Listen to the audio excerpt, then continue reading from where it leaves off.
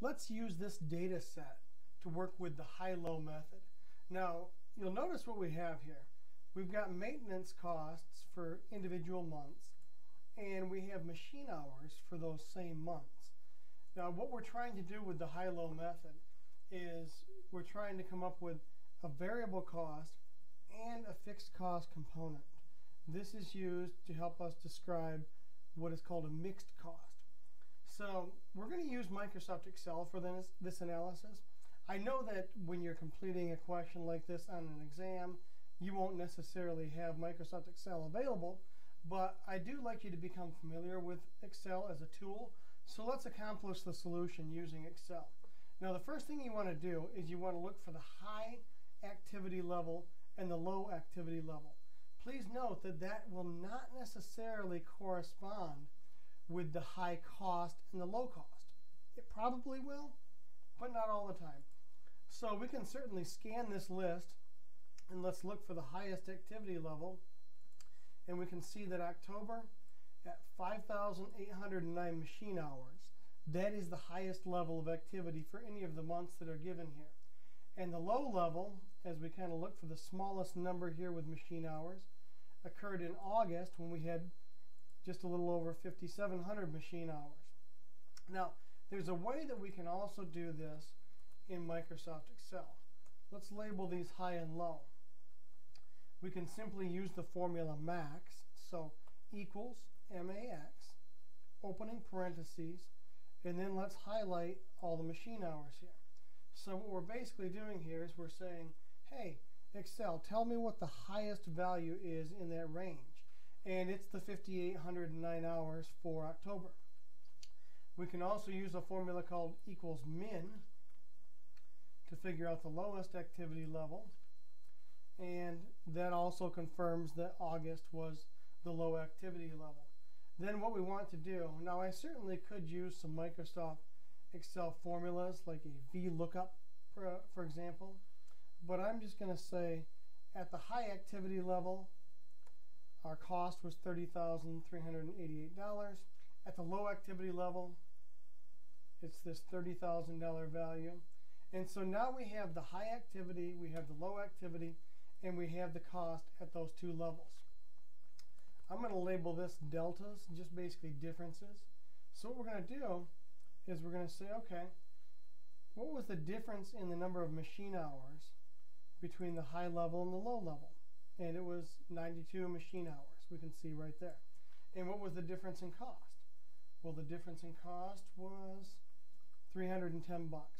So basically, from the lowest level to the highest level of activity, which was 92 hours of difference, our cost changed by $310.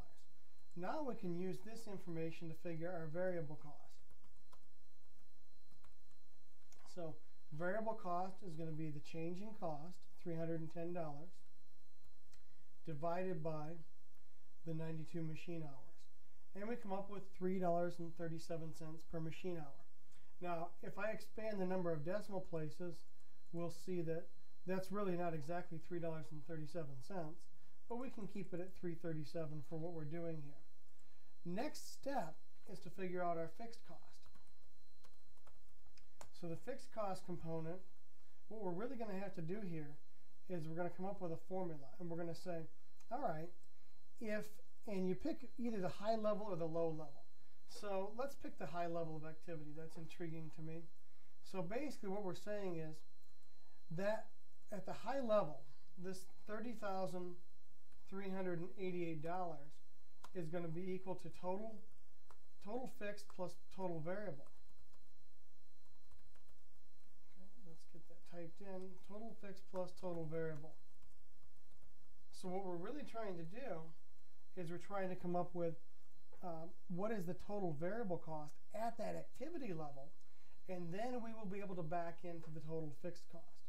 So the total variable at that level is going to be this rate that we came up with, $3.37 per machine hour, multiplied by the number of machine hours.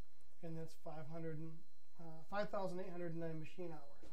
So what I want to do, total variable cost is going to be 3.37 times 5809 right there.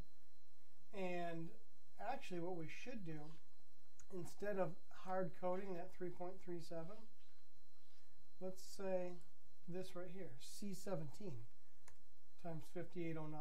Slightly different answer because there is that rounding in the variable cost per machine hour. But now we have that total variable.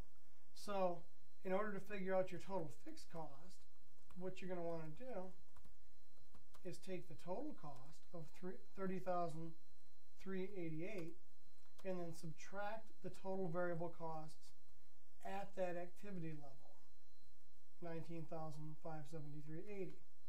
If we do that, we take the total maintenance cost for October, subtract the total variable cost, and now we have our fixed cost component. So really our fixed cost component we can link over here, $10,814. Now, you probably know I'm a big fan of double checking our work.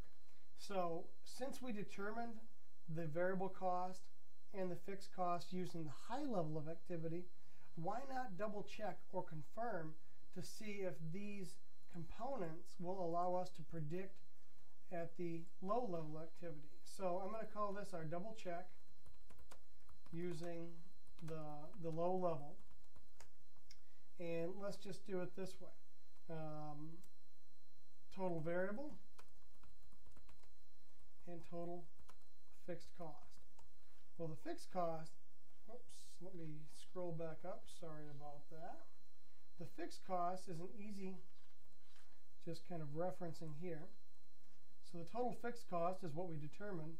The total variable cost at that level is really going to be 5,717 hours times the 3.37 per hour that we determined. And so let's use Excel functions for that. So activity multiplied by the variable cost that we determined right down here, and 19,264 and some change. If we want to make these look the same, we can use Format Painter to make that look the same, and might as well do an underline here to make it look like we're really doing a full accounting analysis. But if we add these two together, in fact, let's do top and bottom border here. So the factors that we determined using the high level of activity, we've used those here to try to predict what the total variable cost, the total cost would be for maintenance at the low level of activity. And we do have a double check. This tells me that we have the right answer.